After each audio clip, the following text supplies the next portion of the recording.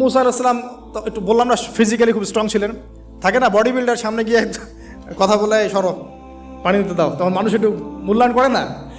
তো মুসা আলাইহিস সালাম এভাবে পানি নিয়ে দিলেন এবং বাছুরদেরকে পানি পান করালেন, করিয়ে গাছের নিচে এসে বসে আছেন।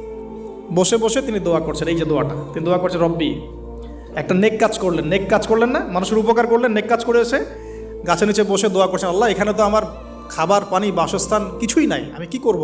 রব্বি ইন্নি লিমা আনজালতা ইলাইয়া মিন খায়রিন ফকির, রব্বি ইন্নি লিমা আনজালতা ইলাইয়া মিন খায়রিন ফকির। আবার বলেন, রব্বি ইন্নি লিমা আনজালতা ইলাইয়া মিন খায়রিন ফকির। অর্থ হচ্ছে, হে আল্লাহ, তুমি তোমার পক্ষ থেকে আমার উপরে যে নেয়ামতগুলো দিবে, আমি এর জন্য ফকির হয়ে বসে আছি।